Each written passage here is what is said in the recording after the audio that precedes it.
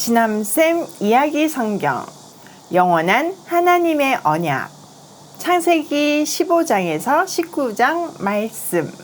자, 저번 시간에 아브라함은 롯을 구하기 위해서 전쟁에 나가서 싸웠고 이기고 돌아왔어요. 그렇지만 두려웠어요. 상대는 전쟁에 능한 군인들이었고 자기는 겨우 318명의 종을 데리고 가서 싸운 거니까요. 만약에 그들이 보복하러 온다면 정말 생각하기도 두려운 거죠. 그때 하나님은 아브라함에게 나타나셔서 두려워하지 말라. 나는 너의 방패다. 내가 받을 보상이 매우 크다. 라고 말씀하셨죠. 여러분, 방패가 뭐죠? 네, 맞아요. 전쟁 때 우리 몸을 보호하는 거예요. 하나님이 아브라함을 친히 보호해 주신다는 약속을 해주셨어요. 그제서야 아브라함은 슬그머니 하나님께 서운한 속마음을 드러냈어요. 하나님, 제게 무엇을 주시렵니까? 저에겐 아직 자식이 없습니다. 네, 맞아요. 아브라함에게는 자식이 없었어요. 하나님이 아이를 주신다고 이미 2번이나 약속을 하셨지만 아무리 기다려도 아이를 주시지 않으셨어요. 듣고 보니 속이 상할만 하죠.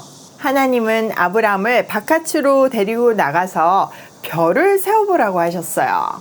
아브라함은 하나, 둘, 셋 세다가 금방 셀 수 없다는 것을 깨달았죠. 너무 많으니까요. 하나님은 너의 자손이 저 별처럼 많아질 것이야 라고 말씀하셨어요. 아브라함은 그것을 믿었고 주님은 그 아브라함의 믿음을 의로 여겨주셨어요. 이 장면은 아주 중요해요. 왜냐하면 아브라함의 믿음을 의로 여겨주신 것처럼 우리도 예수님을 믿을 때 그것을 의로 여겨주시고 의인이라고 불러주시니까요. 예수님을 믿는 우리는 모두 의인이에요. 자, 이번에는 약속을 꼭 이루어 주신다는 증거로 재물들을 반으로 자르고 하나님이 그 사이를 지나가셨어요. 이것은 고대 사람들의 약속 방식이었는데 약속을 어긴 사람은 이렇게 쪼개진 짐승처럼 죽는다는 의미예요. 하나님은 영원히 사시는 분이시니 이 약속은 영원하다는 뜻이죠.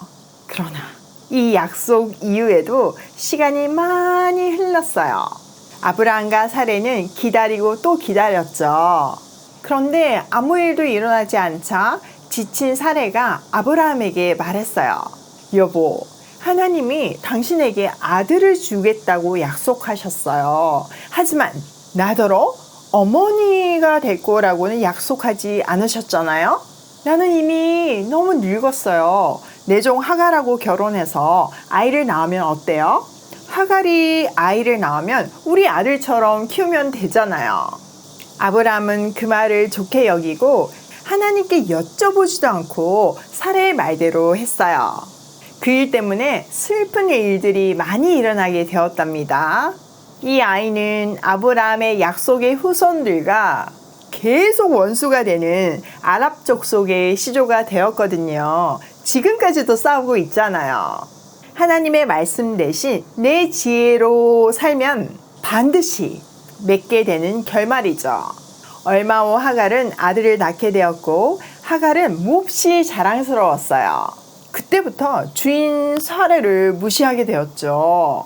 사레도 화가 나서 하갈을 괴롭혔는데 아브라함은 그 일에 대해 아무 말도 하지 않았어요. 사레의 학대를 견디다 못한 하갈은 결국 집을 뛰쳐나갔고 광야에서 울며 지쳐 쓰러져 있을 때 하나님이 나타나셨어요. 그리고 다시 집으로 돌아가서 주인에게 순종하라고 얘기하며 그 아이도 축복해 주셨어요. 이 아이의 이름은 이스마엘이에요. 하나님은 약속을 믿지 않은 아브라함에게 화가 나셔서 13년 동안 침묵하셨어요. 아브라함이 99세가 되고 사라는 90살이 되었어요. 아이를 절대 낳을 수 없는 할아버지 할머니가 되었죠. 그때 하나님이 나타나셔서 나는 전능한 하나님이다. 나에게 순종하며 흠없이 살아라 라고 말씀하셨어요.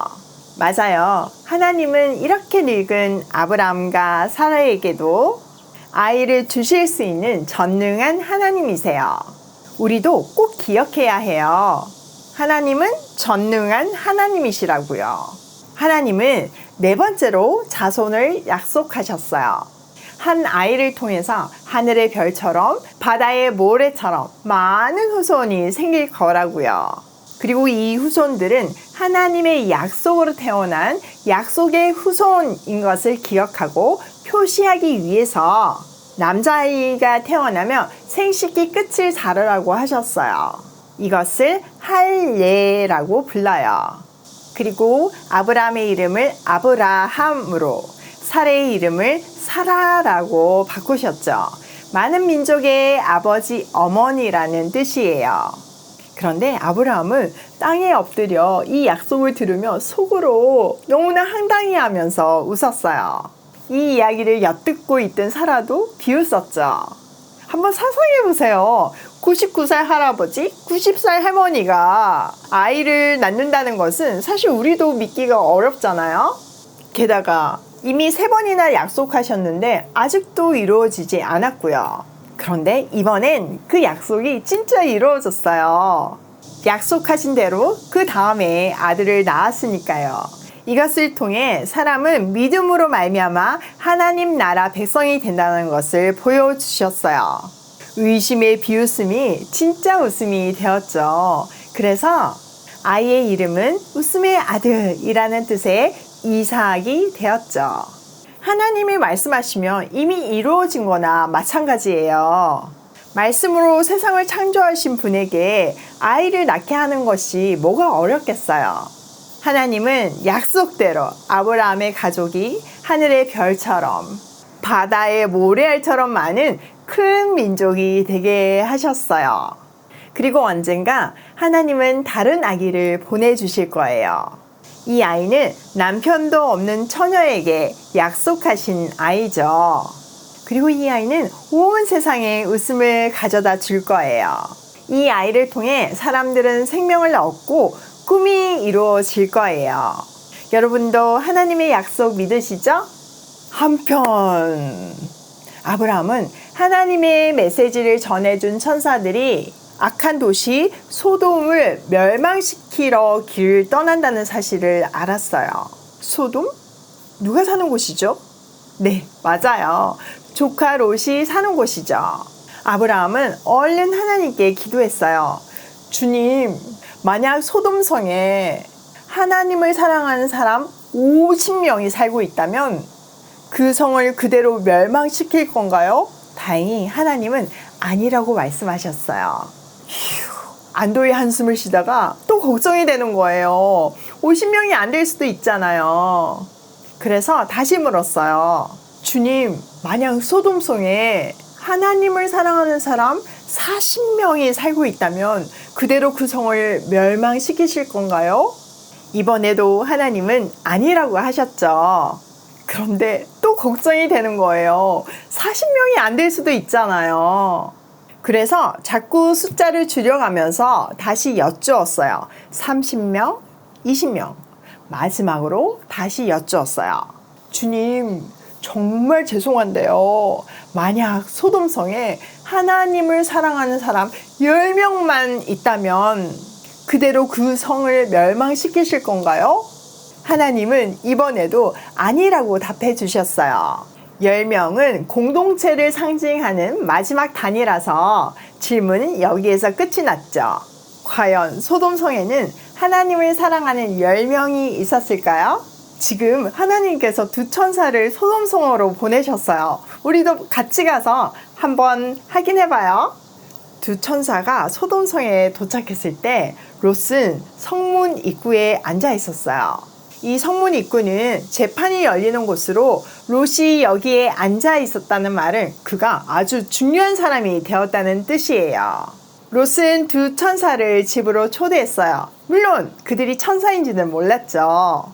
그런데 나쁜 일만 하는 소돔 사람들은 손님들이 왔다는 소식을 듣고 그들을 괴롭히려고 했어요. 쾅쾅쾅쾅! 롯! 당신들의 손님을 밖으로 내보내시오. 롯은 집 밖으로 나가서 그럴 수는 없소. 이분들은 내 손님들이요. 괴롭히지 마시오. 라고 말했어요. 그러나 소돔 사람들은 그 말을 듣지 않았고 화를 내기 시작했어요. 두 천사는 롯을 얼른 집으로 끌고 들어와 문을 잠가버리고 소돔 사람들의 눈을 멀게 해서 문을 찾지 못하게 했어요. 이 일을 통해서 소돔 성에는 하나님을 사랑하는 사람이 10명도 없었음이 증명되었죠. 그래서 천사들은 롯, 당신의 아내와 딸들을 데리고 빨리 이 성에서 도망치세요. 하나님께서 이 성을 곧 멸망시키실 거예요. 그러나 롯은 별로 떠나고 싶지 않았어요. 이미 소돔성에서 너무나 많은 것들을 누리고 있었으니까요. 유명한 사람이 되었고 돈도 많이 벌어서 재산을 두고 떠나기가 너무 아까웠어요. 다른 가족도 마찬가지였죠. 롯은 새벽이 밝도록 망설이고 있었어요. 너무 바보 같지 않나요? 지금 이 성이 멸망한다고 하는데 욕심 때문에 안 떠나고 있으니까요. 천사들은 더 이상 기다릴 수가 없어서 롯의 가족을 집 밖으로 끌고 나갔어요. 그리고 빨리 저 산으로 도망가라고 말했죠. 단 절대로 멈추거나 뒤돌아보면 안 된다고 했어요. 롯은 산이 너무 멀다고 저기 작은 성에 숨게 해달라고 부탁했고 그들은 그 말을 들어주었죠. 도망가는 도중 해가 떠올라 하나님은 불과 유황으로 소돔과 고모라를 멸하기 시작했어요. 우르릉캉캉 소돔과 고모라는 불바다가 되었는데 롯의 아내는 두고 온 예쁜 옷과 보석들이 너무 아까워서 결국 뒤를 돌아보고 말았죠. 그 순간 소금 기둥이 되어버렸어요.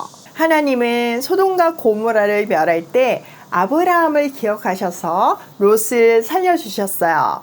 하나님의 은혜로 롯과 두 딸만 살아남았고 그들은 모압과 암몬의 조상이 되었어요. 자, 오늘 이야기 재밌었나요? 벌써 끝날 시간이네요. 자, 오늘 이야기 중에서 꼭 기억해야 되는 3가지가 있어요. 첫 번째, 하나님의 말씀을 믿을 때 의인이라고 불러주신다. 두 번째, 하나님의 언약은 영원하고 신실하다. 우리는 아브라함을 통해서 배웠어요. 하나님께 허락받지 않은 사람의 지혜는 문제만 일으킨다는 사실을요. 세 번째, 하나님을 사랑하는 나 때문에 세상은 멸망하지 않는다. 주님이 우리를 다시 데리러 오실 때까지요. 하나님을 사랑하는 작은 교회 공동체만 있어도 세상은 멸망하지 않아요. 주님이 우리를 다시 데리러 오실 때까지요. 자, 내일 이 시간에는 이렇게 어렵게 얻은 이삭을 아브라함이 죽이려고 하는 이야기예요. 너무 궁금하시죠? 내일 이 시간에 만나요.